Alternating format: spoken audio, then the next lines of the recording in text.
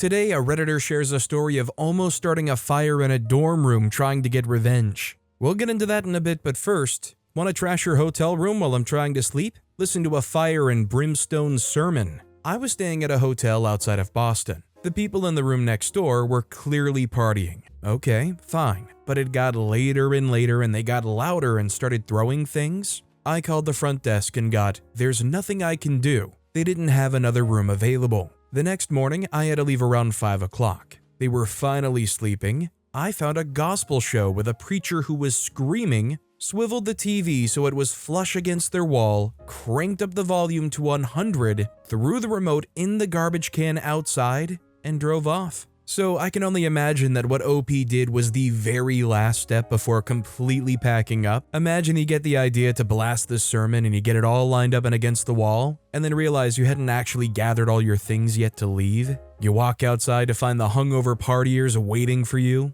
Take to the Sky GQ commented, "Great revenge." The front desk person wimped out. I would have complained to the management as the police could have been called if staff were too scared to intervene. Also, hi, I'm Steven, and if you guys enjoy crazy revenge stories, it would be amazing if you left a like or left a review if you're listening to my podcast. That said, our next story is Steal My Deposit? Okay then. In a wildly poetic turn of justice, I once found a binder/organizer sitting in a coffee shop bathroom. I looked inside to see if I could find owner info to return it, and lo and behold, it belonged to a local builder/developer who had screwed me out of a refundable lot deposit about 1 year before. My wife at the time and I were in early stages of a divorce, and it would have been really helpful to have the money back. He had reassured us it was refundable, but he and his office manager basically said, "freak off," when we contacted them to get it back. It wasn't feasible to sue, as lawyer fees would have been substantial.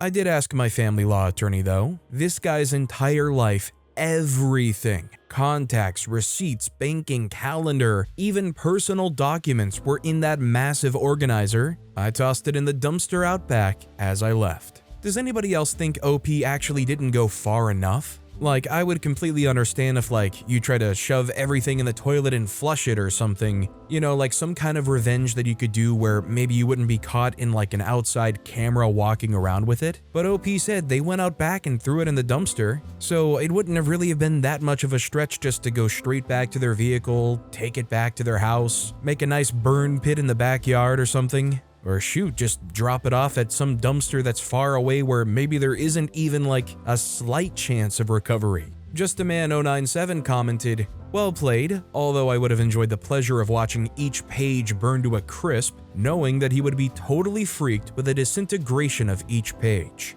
OP responded commenting, "I like your style. At that time, I was living in a crappy apartment, but if I'd been living in the house I live in now with my current wife, which has a backyard fire pit, I'd like to think that would have occurred to me." Our next story is, play the entitled victim card yet again? Say goodbye to the Instagram fodder you care so much about. Once upon a time, I had a bachelorette trip with 4 friends I met after moving to a new city, plus an old friend of mine from my home state who was my maid of honor at the time. We'll call her Ren. Now, Ren dealt with anxiety and depression, which made me excuse a lot of her bad behavior as a friend. If something positive was going on in my life, it must be nice. If I was dealing with something, she had it 10 times worse, despite her having few responsibilities, no job, kids, etc., and living in a giant house with her saint of a boyfriend who served as her personal assistant. In hindsight, most of my conversations with Ren revolved around the 1001 ways she'd been betrayed or abandoned by people in her life, and not knowing better, yet, I bought into her version of events, giving her the pity and validation she needed over the years. Anyway, fast forward to my bachelorette trip. This was the first time in our friendship that I was in the spotlight for once, and it turned out that Ren could absolutely not handle that. She spent the entire time trying to change the topic of conversation to be about her, did not lift a finger to help with anything. I planned and booked the entire trip by myself, by the way, and kept trying to milk more appreciation over the goodie bag she made and the decorations she brought but never actually put up. To make an already long story short, Ren ended up leaving early and sent me a long message that included all of the ways I'd betrayed her, which included not going out of my way to sit next to her at meals and not buying my wedding dress with her, even though I went dress shopping with her first, just the two of us. She ended this insanely petty list of grievances by dropping out of my wedding and asking to exchange photos from the trip before we part ways. But the thing is, I took probably 3 times as many photos of Ren as she did of me, despite me being the bride or guest of honor. The thought that she was still just trying to use me for social media fodder before adding me to her long list of betrayers was the straw on the camel's back for me. I also knew Ren used social media as a crutch to give herself a certain outward appearance, and these pictures would have been like validation-seeking gold to her. So what did I do? I deleted or edited every photo with Ren in it, and I never responded, giving her no fuel for the dramatic blowout she was probably hoping for. I also became even closer with my other friends on the trip who still find every reason to celebrate me and lift me up rather than put me down. Ren later left me a non-apology in the hopes of rekindling our friendship. I never responded to that either. I feel like this story is just kind of great life advice. People in your life who do nothing but tear you down or make you feel less than or try to redirect everything about you to them, like to an unbearable degree, are they really worth devoting much time to, if any, in your life? Like if you're telling somebody you know about a distant relative having passed away that you didn't know too well, and they immediately reply with some nonsense like, "Well, I just saw my dog explode in front of me the other day." Why continue to tolerate a person like that? Bakatari commented, "Everyone has the ability to bring you joy. Some people bring joy when they arrive. Ren brought you joy when she left. Good riddance to a boat anchor of a friend." Our next story is, your poop, your crap. I'm a cleaner by trade, and I recently got put into a high-end car dealership because another worker was receiving complaints. Without bragging, I'm one of the better quality employees, so they put me in to restore the client's faith. Anyways, there's this one salesman who, for lack of a better word, lacks common decency and common toilet etiquette. At the end of the day, as I arrive and this guy leaves, he's the last employee out. He loves to leave skid marks and unflushed floaters for me to deal with, also leaves spray marks without attempting to clean them himself. Initially I was like, well, it is my job, and just shut up, put on my PPE and went to work. But like any regular human, I could only put up with it for so long. I made a report to my supervisor at work asking for a little more effort to be put in by said employee to make it easier for me to clean the bathrooms. This fell on deaf ears, and he made it his mission to make it messier. Needless to say, he spiced up his work diet, and I dealt with the fallout. I then approached his boss, arriving earlier to do so. Again, fell on deaf ears. I then pulled the guy himself aside and asked him to at least scrub it lightly before leaving. This only made things worse. So I did something that got me in trouble, but also exacted my petty revenge. One afternoon, only last week, he made a conscious effort to make the toilet messier than ever, and I'd finally snapped. I used my work-issue toilet scrubber, cleaned his mess, and then put the scrubber in a Ziploc bag and put that into his work drawer with a note to him. Wrote a note and left it on his boss's desk explaining my actions. After a disciplinary meeting with my bosses and a few days off for personal reasons, I returned to the dealership last week. Found out that the salesman had been fired. I was issued an apology and a $100 Visa gift card for compensation. I feel a little bad. This dude could have taken 30 seconds after his business to keep his job, but the petty part of me is dancing a conga line right now. 1,000,000%, I don't think OP did anything really wrong, and if anything, I feel like OP should have gone to the lengths of taking a photo and leaving a photo with them to explain just how much of a mess this dude is making. If the guy who cleans the bathroom in your dealership is coming to you and saying, "I identified this specific employee who is literally dumping in the toilet and leaving it there." How can you keep employing that person in good faith? How can you not talk to them? If the cleaner can look you in the eyes and say, "I can identify which employee had recently been in the bathroom by the contents of that toilet," how do you not deal with it? Aaron Bex commented, "I staffed an industrial company a few years ago. It was a place that everyone wanted to work at. They worked for 10-hour days, worked with you on your kid's school pickup schedule, no forced overtime, and the pay was great. I don't know why, but one group of the men there made it their mission to make life heck for the cleaner. The bathrooms would be left intentionally disgusting. The head of the department got wind of it and sat all the guys down in a meeting. He told them if he got one more complaint about the state of the bathroom, he was firing the entire department. He had me gather resumes for possible replacements. it stopped immediately. Our next story is Tesla drivers hogging the chargers in my building? No more free charging for you. So I live in a wonderful mixed-use building, and it's been great. Lovely amenities and decent tenants, and even free electric car charging. This was simple and easy for the last 2 years, and out of nowhere, more and more Tesla people moved in, bringing their cars with them. And it's like, oh, okay, it's like 20 EVs sharing 4 chargers. No biggie, because most tenants respect the building's 4-hour limit rule, which should bother no rational person that understands not everything is about them. However, Tesla drivers are a different breed, and a few of them think that those rules don't apply to them, whether it's because they have a bigger car or they have kids or whatever excuse they have for hogging the chargers day and night whenever they can. Yeah, they have bigger batteries and need longer charging, but a 4-hour limit is a 4-hour limit. It wouldn't be fair if someone in an on-site laundromat hogged all the washers and dryers all day long, would it? Who gives a crap their reasons for hogging the chargers? But wait, this gets interesting. So recently, the guest level parking charger stopped working. Something's wrong, nobody can get it to work. Now we're down to the one downstairs, and that's it. Remember, each charger has 2 points, so it's now 2 charging cables for over 20 EVs and some malicious Tesla drivers among them. I decided to leave a note one night on the charger itself because of said malicious Tesla driver deciding to charge both their cars the entire afternoon into the evening, taking up all the chargers, which others, of course, need to use to get to our jobs and whatnot. It simply said the 4-hour limit applies to everyone. However, the next morning I went to charge and found the note ripped up with a portion left with a reply written, "Say it to my face." And since then, it's just been a race to the chargers before 4 p.m. to avoid the greedy Teslas who come and take them the whole afternoon and night. Sometimes they win, sometimes the rest of us do.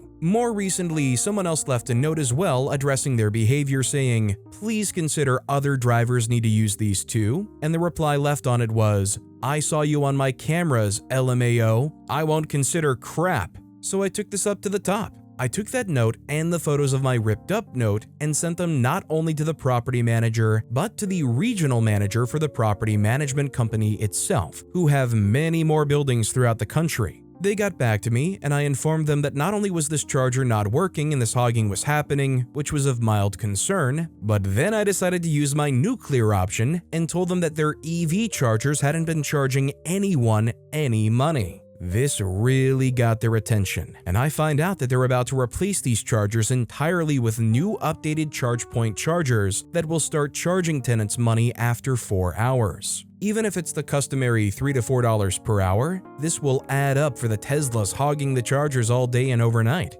Now, you might be thinking this will affect me too, but my partner and I are dual income, no kids, first of all, but also my EV doesn't take long. It's tiny. I only need at most like 3.5 hours to charge to full battery. I only need at most like 3.5 hours to charge to full usually. Basically, unless I'm an inconsiderate jerk, I won't get charged ever. I legitimately can't believe that I'm saying this, but it's kind of a nice thing that the landlords are putting in some extra fees. I mean, to be fair, it is literally enforcing those rules. I guess my only question is that in the actual tenant agreement? Like, do they actually have the room to start charging you fees for going over that 4+ hours? Or can the big boy with a big attitude and even bigger Tesla batteries go and get particularly litigious about this fee? I Am Ardtusser commented, "Here in London, the on-street car chargers charge a standard rate until your car is charged, but once your car stops charging while still plugged in, they charge £1 per minute. I don't drive an EV, but I imagine even the Porsche Taycan drivers don't like paying that £1 a minute." OP responded commenting, "Hold up, per minute? Wow, that's aggressive, but I like it. If they did $1 per minute after full charge here, people would gnash their teeth." Ironically enough, it's mostly Tesla drivers doing the most complaining about the cost to charge anywhere. The reviews on PlugShare and the ChargePoint app are always complaining about cost, and it's like over $1 to $2. So much for supposedly looking like a baller in that golf cart with doors. Our next story is, turn off my internet? No more gaming for you. My ex, 29-year-old male, has not been taking our breakup kindly since I, 31-year-old female, ended it in December. He's tried to guilt me into getting back with him, not respected my boundaries, and really living up to his comment that he no longer needs to be nice to me now that we're not together. I've done my best to not engage with these interactions where I can by removing myself from the room or not replying to messages when they're of this nature and blocking him on social media.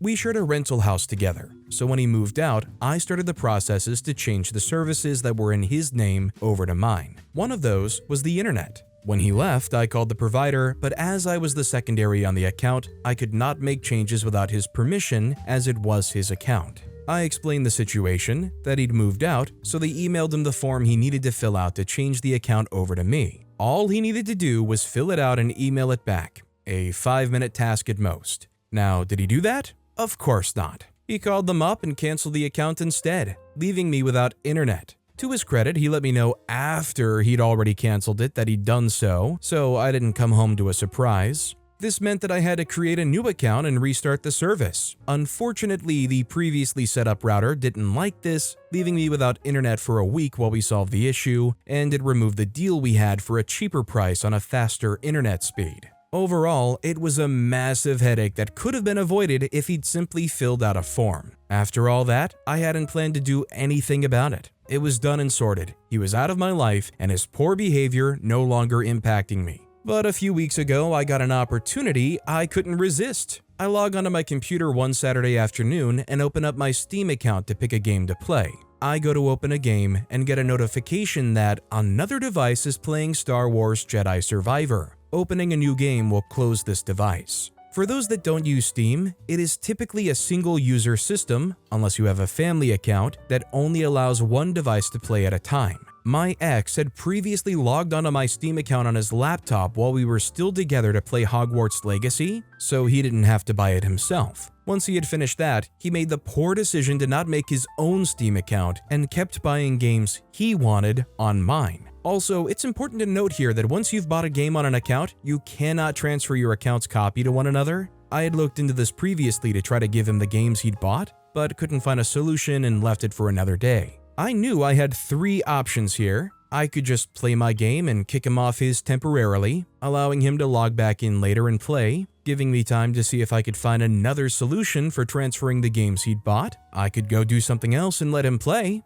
I could change my password and kick him out permanently. So what did I do? I picked option 3. I kicked him out permanently, mid-game, with no courtesy message first. 10 minutes later, this boy has the audacity to send me a message asking for my Steam password. I didn't justify him with a response. The icing on the cake? Turns out he was at sea for work with minimal internet, so even if he created his own Steam account and bought himself the games, he would have struggled to download them. Edit, I've since learned from a few commenters that he won't have to re-download the games if he creates his own account. Thanks for the intel. I'm still going to enjoy that he has to buy them all again. Some of these games cost $70 each. Can I go back to the early part of the story here and say that I'm surprised OP opening a new account actually was an increase in price? Because in my experience, the actual strategy most of the time would have been stick with an internet company for a year, maybe 2, and then cancel the account, pretend a new relative living at the same address as opening a new account, get that first-time discount, and you just roll with that. Also, in regards to the game prices, not only are some $70, if he went out of his way to buy a game that he really liked, he probably bought some like digital deluxe edition that's probably $100+. Unfortunately, that price model is becoming more and more common. You want all of the features and extra bonuses and play 2 to 3 days early? Give us another $50 to $60 and we'll let you. Coder Joe 1 commented, "Ha, he ran out of steam." Our next story is, enjoy the heat and cold. This story is actually my wife's. Many years ago, she worked as an accountant for a local hospital system. The accounting department was shoehorned in between a couple of other departments, and climate control was awful. Uncomfortably hot in the summer and cold in the winter. Boss was all, "Grow up, there's nothing that can be done about it," and forbid anyone from complaining. Finally, my wife had enough and contacted the maintenance department. They checked into it and discovered that all of the thermostats in the department needed to be changed as they were all well over 30 years old. So, the following week, all the thermostats were changed, except for the one in the boss's office. It was overlooked when my wife made a list of the thermostats in the department. Her boss never figured out why her office had such lousy temperature control when the problem disappeared in the rest of the department. To be fair, from experience, if lousy temperature control meant that it was a little bit colder in my office, I feel like I would kind of prefer that. Even though I've lived my entire life in a hot, humid climate, I still describe myself as an Arctic animal. Tasty Mall 8577 commented, I worked somewhere like this, but our problem was that people would always fiddle with the thermostat to their own liking. Maintenance ended up disconnecting our particular one from the system, but not telling anyone. As long as everybody thought they were controlling the temperature, they were still happy. I may or may not have made the solution suggestion. Broken Eyes commented, we had that problem. We have scientific instruments that need to be kept at a constant temperature that was too cold for many of the people working here. So they kept cranking up the temperature. First, they placed locked plastic boxes over the thermostats, but people would slip unbent paper clips in through the ventilation holes and turn up the heat. So then they just hard set the temperature and disconnected the thermostats.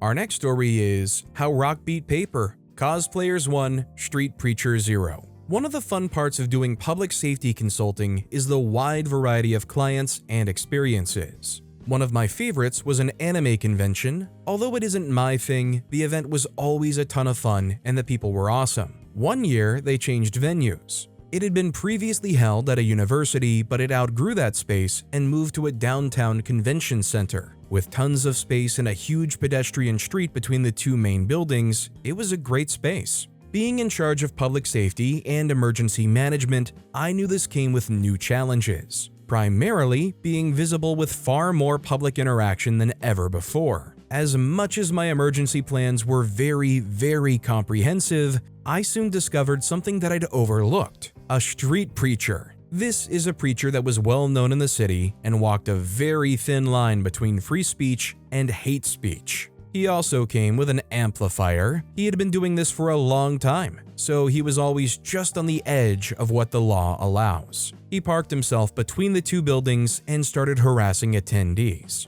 Not enough to meet the legal definition of harassment, but definitely unpleasant and not something patrons should be subjected to. I discussed the situation with the police liaison officer, and as I suspected, they couldn't do anything besides ask him to leave. Which they did, and he didn't. As we were working to figure out a solution, he jokingly said, well, you have a sound permit, maybe just get bigger speakers? Light bulb. We had bigger speakers. Much bigger speakers. I put a call out over the radio to my emergency management team, and we mobilized. Before he could say repent, we had set up an impromptu DJ booth in the entrance. Big speakers outside and taped down all the cables because safety. Sandstorm had always been a bit of a meme for the con staff, so he was rude, but we were de rude-er. About 400 patrons started dancing, laughing, and having a great time. The street preacher soon found himself surrounded by all the people he hates, and they were having the time of their lives. Nobody could hear him over the music and the cheers. He was absolutely livid. About half an hour later, I got a call from the police liaison officer. He made a complaint about amplified harassment. They told him to pound sand, we had permits, and were totally legal, and if he didn't like it, he could leave. I've done a lot of things in my 20-year career in emergency services, but drowning out hate with happiness is one of the things I'm most proud of.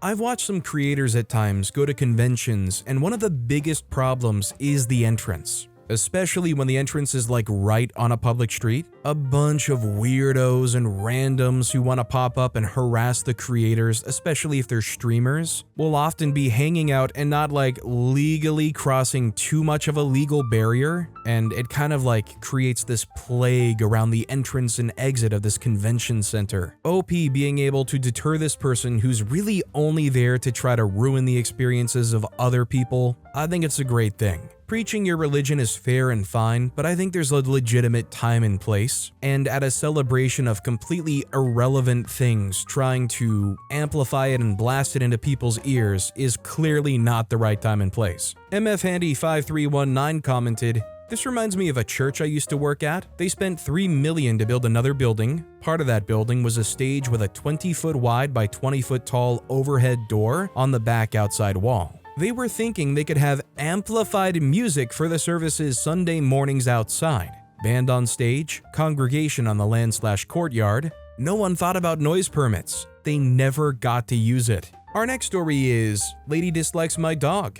I live in a country where dogs are generally disliked, if not outright hated. There have been multiple incidents of locals or sometimes the police doing things to stray dogs where volunteers would go feed them. Kids shout, kick, or throw objects at them. Adults cross the street if they see one in the distance. It's both sad and infuriating. I adopted a rescue last year, and she's incredibly sweet and well-behaved. Other people hardly believe she lived on the streets and then in a shelter for years and only came into our lives less than 6 months ago. She was very shy at the beginning and would get easily scared. The first time one of us clapped their hands, she ran away to their bed covering. She's slowly growing into a playful, confident dog, and it's beautiful to see. Our building has a service elevator that people with dogs are supposed to take, but sometimes it's full of trash, cleaning supplies, or construction equipment, so we take one of the regular ones. Someone from the building staff suggested it themselves on one such occasion, so although I am aware I'm breaking the rules, I found it's generally accepted. As I entered the human elevator, a local lady came into the elevator lobby, looked at me in big ears, and she made the most disgusted face. I got pretty annoyed but waited to see if she would come in. She didn't say anything, just stared at us outside the elevator with a curled lip. So I pushed the button to my floor, and as soon as the door started closing, she called the elevator. The doors opened again, obviously, and my annoyance grew. I would have expected at least a sorry, but as a dog owner, of course I don't register as people. All of this for context to the smallest petty revenge ever. Before getting out of the elevator, I pushed the button to the 20th floor. The other elevator was on the 17th, so for sure I took entire seconds from her. I think what OP did was fair, small price to pay for being an awful person. I just don't understand how you can hate dogs. They literally evolved over thousands of years to be the perfect companion animal. I understand when it comes from people with legitimate issues, but how can you look at a dog and think, oh, it's time to grab my pew-pew or chuck rocks at them or something? Like that's really a whole cultural ideal in some places? WillowOK5878 commented, "That's good revenge. My neighbor yelled at my dog while he was in my house playing and barking. I put my very conservative neighbor on gay vacation info lists and signed him up for all sorts of gay hooked up toy catalogs and,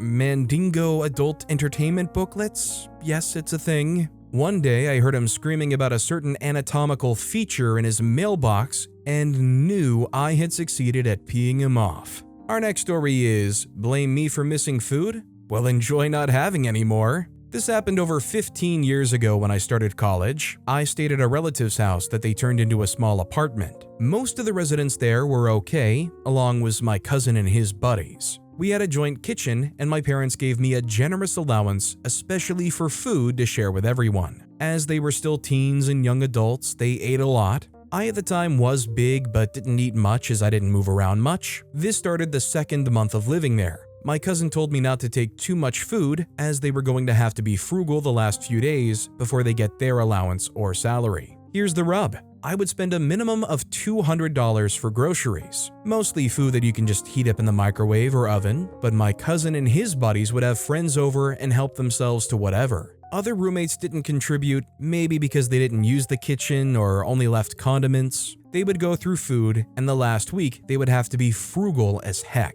Bread with water, rice with salt, heck, they would even go around places to get leftovers. I probably contributed over 75% of the food, but didn't eat much as mentioned above, but also because I would eat out as my schedule was busy. They would insult me based on my size, subtly and not so subtly. One time I came home with them having a barbecue, and immediately my cousin made to hide the food, and his buddies told me if they offered me any, it would be gone. So I stopped buying food. Simple, right? Well, instead of them being frugal the last week, they had to be frugal going into the second week of the month. They couldn't hold their get-togethers, and they certainly couldn't get their favorites, especially the Spam, as it was quite expensive in our area. I once came home and they were just idling in the kitchen. They were making a meal out of a couple of eggs and clearly past their shelf life vegetables. My cousin cut back on his vices as he realized he can get drunk and starve and vice versa. They were miserable for months until I gave them a saving throw and bought some fried chicken. I left after my first semester for reasons, but by then, my cousin and his buddies were very eager to kiss my butt just for spam. Honestly, if I were in OP's position and I was given this allowance with the intention of being told, share some with everyone, I think I already would have restricted that to relatively common stuff. I don't think I would be going out there spending so much when 75% of it was going to these other people. But yeah, especially like when they start commenting on like your size and like, we can't share any of our food with you, it'll all be gone. It would take so much in me not to just like tear into them and like point out how much they're actually mooching off of me. I would honestly regret not doing it from the get-go if I were OP, because I would be thinking about how much money I could have saved up by then. No Dragonfly 4661 commented, "It's amazing how clueless some people can actually be. They had no real sense of what they were eating or contributing versus you, and just assumed because you're a big guy that somehow you were eating most of the food." I love these kinds of stories. Good job.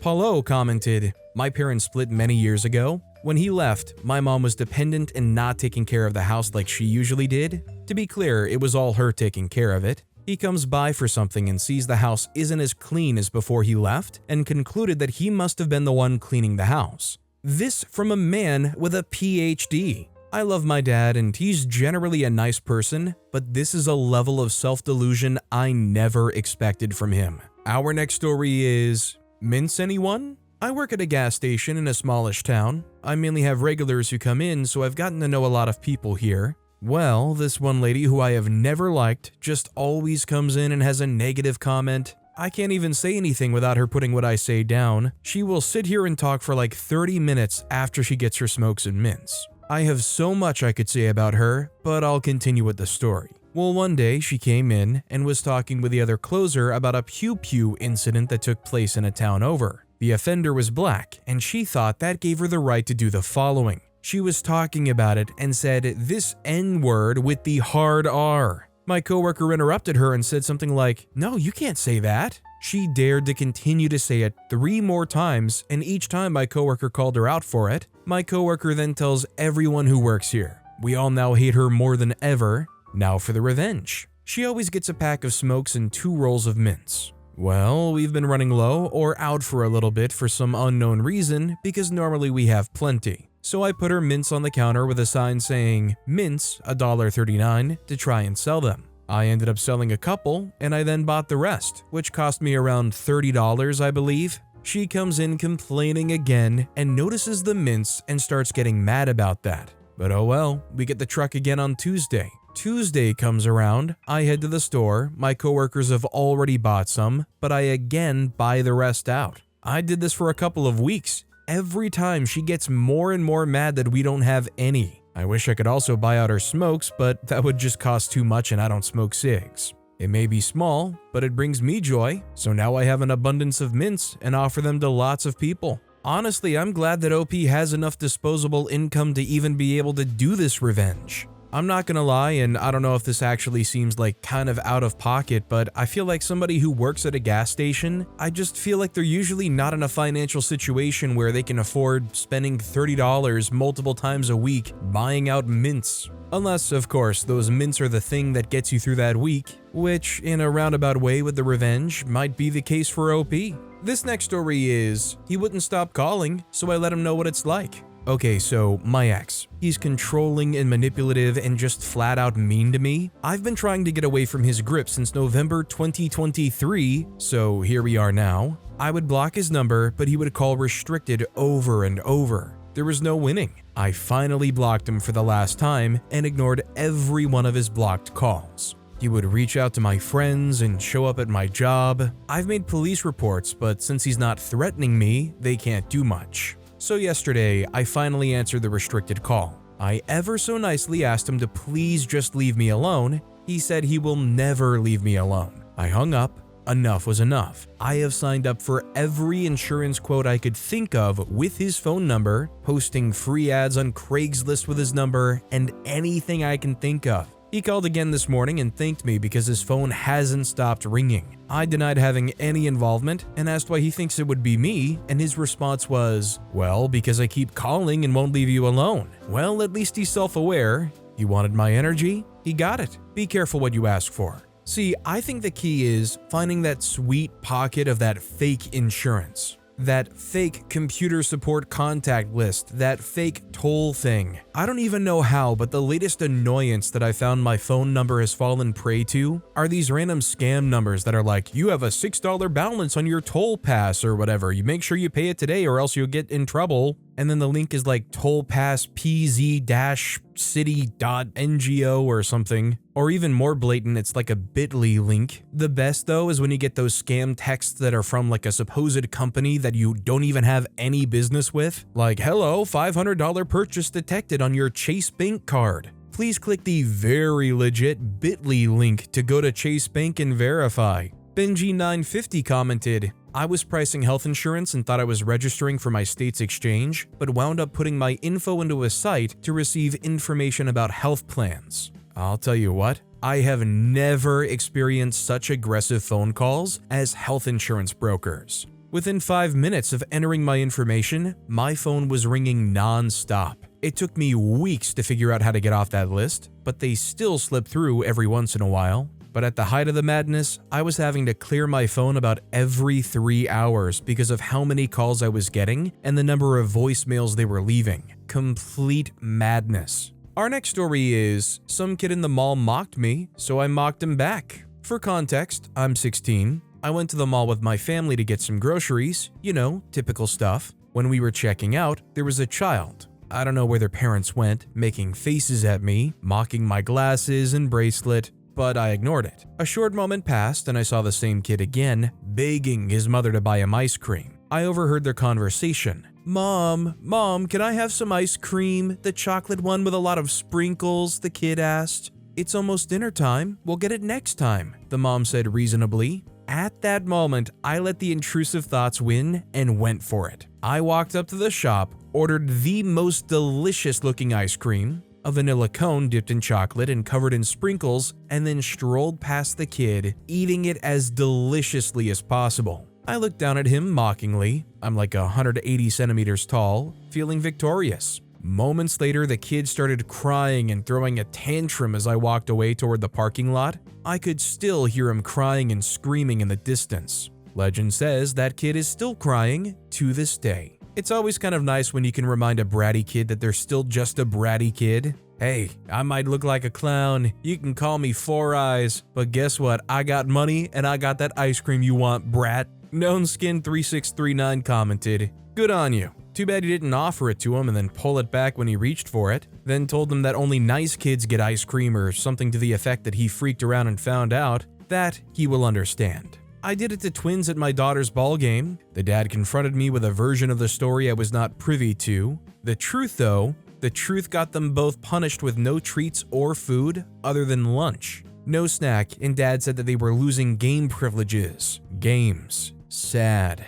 Back in my day, my life would be taken away if I acted like a little idiot, and accepted for what it was, me being a little idiot. Kids today, yeah, nah, this country is screwed. Our next story is, realtor parked in my spot, so I made sure your buyer was dissuaded. For context, I lived in a condo where we all have assigned parking spots, and there are several visitor spots sprinkled throughout. Well, one day I came home in the middle of a weekday, so the vast majority of parking spaces were empty. So, I was very confused as to why a large, unfamiliar SUV was in my spot. Now, we get the occasional visitor that mistakenly or purposefully parks in whatever spot they want. With this in mind, I parked right behind him and approached the window to ask him how long he was planning to be there. He said 45 minutes. I asked him if he could move to a visitor spot. There were some directly across from mine. He said no in the rudest and shrillest voice I had ever heard come out of a man. Then he started going off about how he's a realtor. He's showing this house, the door to which is directly in front of my spot.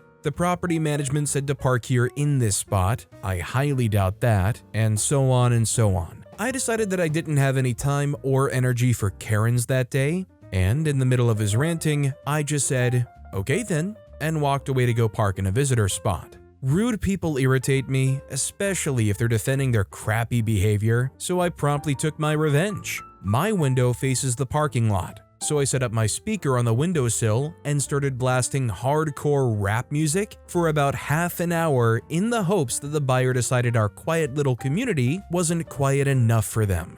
I figured the vast majority of my neighbors were at work anyway, so 30 minutes of loud music wasn't going to annoy anyone too much. I hope I wasted a bunch of his time. Maybe don't be rude to complete strangers. Anybody else out there see a video of a guy that's like captioned "How I keep the rent low in my neighborhood" and it's a video of them letting off a few pow-pows out front? You're talking the rent's gonna be raised next year? Pew, pew, pew. Put some cost control measures in place. That's kind of what this story made me think about. CHS145 commented, "Reminds me of the time when the lovely neighbor whose dog never left droppings in the common areas tried to sell his house. I finally made some time to do woodworking in my driveway using all of my power tools while playing heavy metal loud enough to hear it over the saws every time he had a showing.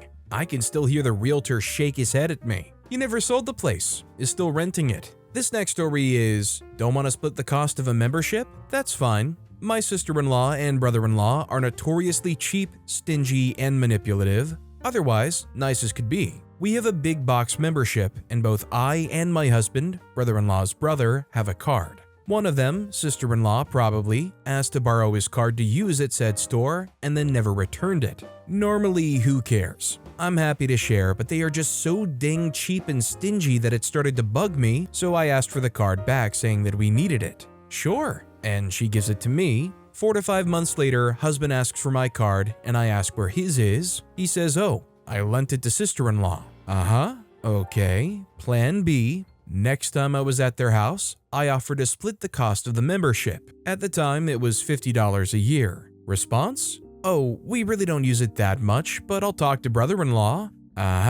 Plan C and petty revenge. I logged in online and saw that they were using it 1 to 2 times a month. Penny wise, pound foolish, freak around and find out. I went to the store and asked for my membership to be canceled effective immediately. Told no one. Brother-in-law and sister-in-law went shopping, loaded it all on the belt, scanned the card, and they were presented with a renewal fee. Rather than pay it, they walked out. We never spoke about it, but brother-in-law told my other brother-in-law, who told me and just laughed. He and I are on the same page. Brings me such satisfaction to play out that scene in my head. Somebody who goes to this place 1 to 2 times a month definitely has the money to afford $25 for a yearly subscription. When they're trying to skimp and be like, "Well, we don't need to spend $25 and split the cost of membership with you," like they're trying to be that cheap and stingy with their own relatives, it's such a no-brainer to just go ahead and cancel that and let them deal with it. Case Knitter commented, "So I had a relative that had the same issue, and they instead paid more for the cash back option, where you get a percentage back for every dollar you spend.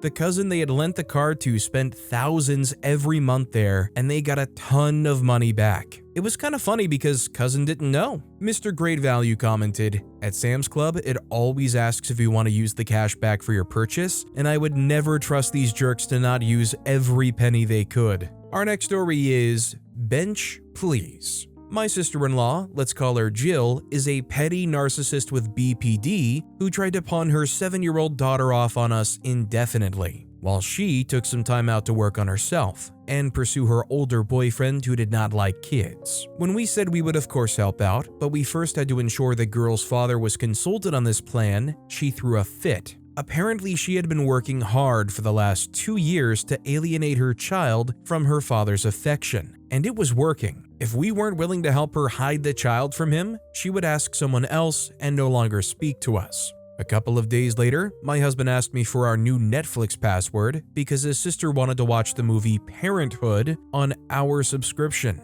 I told him sure. I changed it to Freak YOUJILL. So, is anybody else upset that nothing is being done for the kids' sake here? I mean, I guess in reality, there's really not much OP could do. It's not like, at least in my opinion, CPS would do anything about this situation. Scotchwaddle commented, "So this child that's close to you is being manipulated by one parent to hate the other, and your revenge is to change your Netflix password that you're still letting her use after she threatened to cut you out of her and her child's life if you don't agree to help in turning them against their own parent? What good does that do? How's that revenge? A child is having their life ruined by an insane parent and you've done nothing to help. Don't post this here like it means anything. Help that freaking child." This next story is talking smack about the employees in front of the boss. You can walk it off for 2 to 5 weeks while we fix your car. My shop has a fair amount of drama lately due to the political climate and my boss having to put up with stupid people questioning why our mechanics speak Spanish around customers. My boss makes it clear to these people to mind their own business, and if they want to go somewhere else, that Pep Boys, dealerships, and Walmart are in the next town over.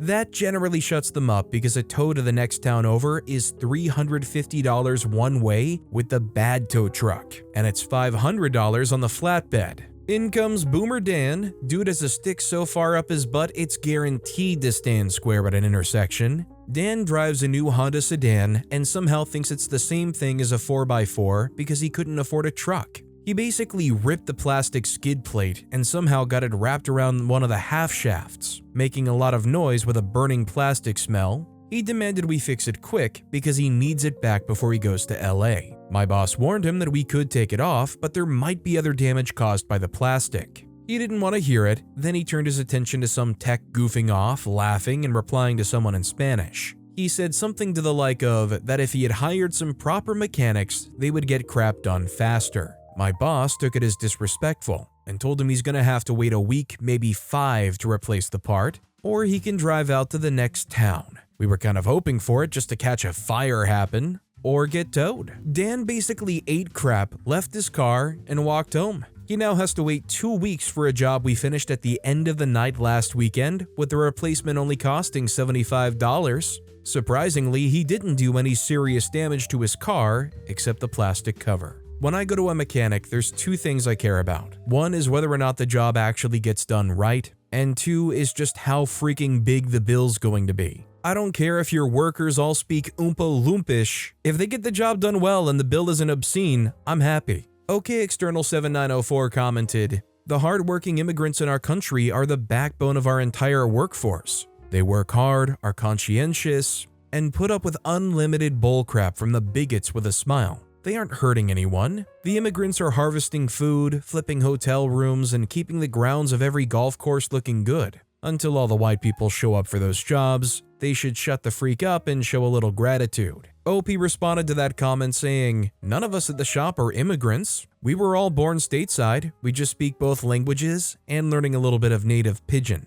Our next story is, played along with prank texts, became the prankster. For context, this happened in middle school. I was only a few months into having my first cell phone, the iPhone 4S. I was chilling at home one night when a random number started texting me. After name-dropping me, they started sending me threatening messages. I'm talking stuff that was way over the line for my age. They were making it sound like they were outside, ready to beat me up if I left. It was pretty scary for about 30 seconds, but then I googled their phone number and found all of their information. Cybersecurity was a lot looser back then, so it was very common for people to post their info publicly. This person had their phone number in their Facebook description. It was a chick from my high school, Sarah. I saw her in passing a couple of times, but we never had classes together. Why would she be messaging me like this? Then I connected the dots. I had recently befriended her sister, Abby, and gave her my phone number to chat. Abby started messaging me a few minutes after Sarah did. She struck up a casual conversation, asking how my night was going, but it was clear they were working together and she wanted to see me freak out. So I obliged. I lied and told her that I was on the phone with the police. I told the officers every message that was sent to me, and they were tracing the number as we speak. As soon as I said this, I got a wall of text from both parties profusely apologizing. Abby admitted it was Sarah and that it was just a prank. There were lots of sad emojis and panic about the idea of police officers showing up at their house. Ultimately, I told the police that it was a prank and to call off their pursuit. The girls apologized again, and that was the last time I spoke with them. I know it's not the craziest story on the sub, but it was very satisfying in the moment. I'm happy they got a taste of their own medicine because prank texting people like that is messed up. This story kind of makes me think back to when I was just a very dumb kid in the early to mid 2000s. I can't remember exactly where it was that my parents had dragged me along with them to, but it was a place that had like a payphone built into the building. Might have even have been like a bowling alley or something like that. And there were other kids around, and we were dumb enough to go up to the payphone and dial 911 in it and then just immediately hang the phone up. Us being dumb kids under the age of like 7 or 8, we didn't know that you didn't have to put any money in to get through to 911, even with immediately hanging it up. To cut the long story short, we didn't get in trouble, but the police did show up, and the staff were none too pleased. Plausibly Dead commented, "I had a similar thing happen. A female friend of mine was being harassed via text messages. The number looked familiar to me. After some rummaging, we discovered that it was a boy the next town over. We decided that offense was the best defense, and since I'd hit puberty relatively early, my voice was deeper than most boys my age. With my trusty Nokia 3310 in hand, set to show caller ID as private, I called this dude. Establishing as much authority in my voice as I could, I asked if this was full name, owner of phone number, to which he answered yes. I introduced myself as fake name, calling from the police station. Then I went on a rant about how we had had a complaint about harassment from this number, how morally and legally wrong this all was, and how serious of trouble he could be in. Then I finished along the lines of that I was willing to let it go if he stopped this immediately. Otherwise, action would be needed to be taken, most likely the suing of his parents because he was a minor. I could hear through the phone how his skin drained from color, as well as the fright in his voice as he promised he would stop immediately and never do it again. I replied that I was happy to hear that, and that this matter would be closed on our behalf, although we would be keeping tabs on him to make sure he kept his word. My friend wasn't bothered by him after that. I've sometimes wondered if I went too hard on him, but then again, I was 13. You do stupid crap when you're that age. I would definitely not do it again. This next story is vehicle dealership tried to scam me. This happened a few years back now. I was looking for a car and saw my local motorbike dealership was selling a little car. Was there runabout? They said they had two and didn't need both of them. Seemed legit. I trusted them to be trusty, so asked almost no questions. I'm a young, dumb-looking white chick and they were hasty to sell it to me. They informed me that it used a little oil, but that's pretty normal for an older car. Little did they know, I understand engines very well and I drove it a lot. Quickly, I identified something was very off, even though it seemed normal. They had tried to mask an engine that was about to blow, and I knew my rights. I took it back, fluttered my big dumb eyelashes, and said it seems to be using a little more oil than the legal parameters for it to be sold as a roadworthy vehicle. And because I spotted it in under 4 weeks, they're liable for its replacement. They were pretty shocked to say the least, tried to worm their way out of it, but I knew they knew. One shiny replacement upgraded engine at their cost later, my car will just go and go forever. I'm over the moon with my car. 4 years later and that new engine is singing. Anybody else see the classic, wonderfully amazing movie My Cousin Vinny? OP talking about how they saw this chick and they were so hasty to sell it to OP. It immediately reminded me of Marissa Tomei and My Cousin Vinny, who knew a heck of a lot about cars. And let's just say that I would be more than happy to sit in on whatever wisdom or instructional information about cars she could care to share. Dioscori commented, I once bought a 10-year-old work truck from a dealership. The speedometer was mechanical and didn't have a 100,000 digit, so it just rolled over to zero every time it hit that mark. When I was looking at it, it read 67,000. During the test drive, I was taking it up a steep hill, listening to a knock and trying to decide if it was a valve tap or a wrist pin knock.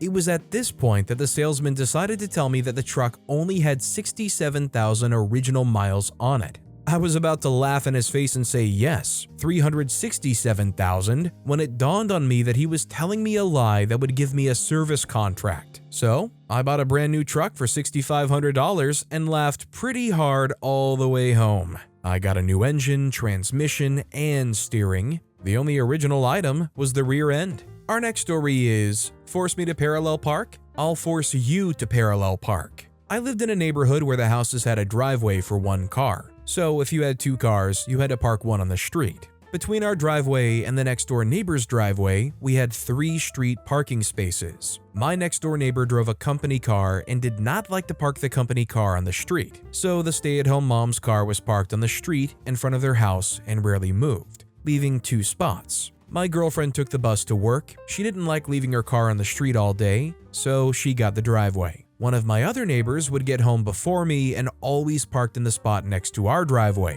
forcing me to have to parallel park my big work van in the middle spot. It annoyed me when I would come home tired and cranky and have to parallel park my big work truck. I asked him nicely if we could agree that the first one home could take the center spot, so the next one home would not have to parallel park. He flat out said no, then continued to do so. This was easy enough to fix. My girlfriend parked her car on the street in front of the house, leaving him the middle spot to parallel park. This ticked him off. Our city has a 72-hour rule for street parking but doesn't enforce it unless someone complains. He complained. Parking enforcement came out and not only put a "move this car or else" warning not only on my wife's car, but on the next door neighbor's car. I apologized to the next door neighbor and told him what was up.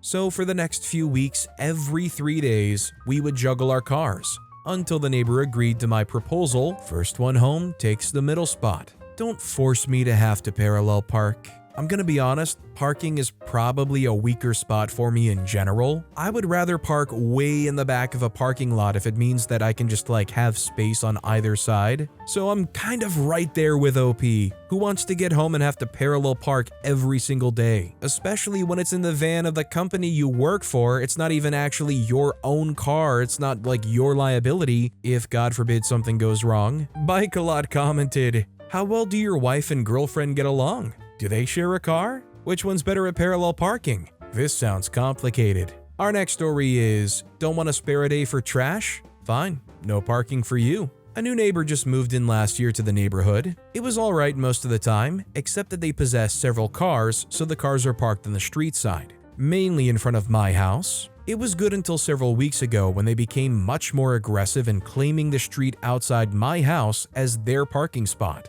When my wife tried to park her car on the street side, they got upset about it and started leaving their cars in front of my house days at a time. I'm generally fine with it because I don't need that much space in front of the house, except for Friday when I need to take out the trash. Friday a couple of weeks ago, they parked their car in front of my house and left the space in front of their house empty. I had to leave my trash cans in my driveway due to the lack of space on the curb. In the meantime, the curbside outside of their house is completely empty. No car or trash cans. After that had happened, I feel that it was a move designed to show me that they think they now own the curbside outside of my house as they have multiple cars. I decided to park my car curbside instead of in the driveway for my trip out of state for several days, and then to top it off, I continue to leave my car curbside now and only park in the driveway when I needed to take out the trash on Thursday night. I come home from work earlier than them, so I know I would get first dip. What do the neighbors even have to gain out of this? Why not just park in front of their house? They really want to out-park OP into subservience? They want OP to metaphorically roll onto their back and show their belly? Please, please, you're the alpha car parker. The spots are all yours, pack leader. Lucky Guess 8786 commented, "Good for you. My neighbor has so many visitors, potheads, and they all park in front of my house. I'm having an issue where they don't respect the MTO law of being 2 feet from the end of my driveway, and all too often they overlap my driveway by a foot or so. It makes it hard for me to back in. And yes, I back in because the dinged trucks block my view when I try to back out. Hubs hates when I park on the street. Good neighbor policy. I do it sometimes because I just get ticked off. It's bad enough that my front yard smells like danged skunk, but the stupid trucks create a visual void. I was trying to front out one day and almost got hit because I couldn't see the road. Leave your car there. Block them. I support your move. Petty party on, dude." Our next story is, almost started dorm fire in search for revenge. I had an awful roommate freshman year of college. Before moving in, we made an agreement that I would bring a microwave and she would bring a mini fridge. Well, I quickly regretted that when she would take a break from her 2 a.m. study sessions to get her unsealed box of mystery meat from home from the fridge and microwave it. Keep in mind, this happened nightly even on weekdays. I had been trying to fall asleep for over 2 hours in spite of her lights being on, piping noises, and now the microwave buzzing and beeping for 5 minutes straight, followed by obnoxious chewing and unpleasant smells. Well, I got sick of it, and the RA wouldn't do anything about moving me, so naturally, I'd take a piece of aluminum foil and fold it and tape it unconsciously to the top corner of the microwave. I didn't know exactly what would happen, but this roommate was making my life a living heck, so I didn't really care. I made sure to write a note to myself to not use the microwave and went to sleep. That night, I couldn't sleep because I was excited. Sure enough, 2 a.m. comes, the meat rolls out, and wham! Sparks and some smoke, and my roommate muttering expletives as she runs to unplug the microwave and shamefully eat her cold meat. I'm in bed, trying not to laugh audibly. I took out the foil and used the microwave for the rest of the year with no issues. My roommate never used it again or mentioned it, and we didn't talk about it. You know what? I legitimately thought OP was going to talk about how they broke out this mystery meat from home. They toss it in the microwave and then all of a sudden it just keeps bubbling and exploding, and it's just like a Jackson Pollock painting all over the inside of that microwave. I mean, you just pop open that microwave door and it just reeks of the essence of mystery meat of weeks gone by. Listen, RA, I know you said you won't do anything about moving me, but just come take a whiff of my microwave. It's chemical warfare in there, man. But with that being said, that's all the time we have for today. Now, if you want to hear another crazy Redditor revenge story, check out that video on the left. Or if you missed my latest video, check out that video on the right. That said, I'll see you all next time with some more stories.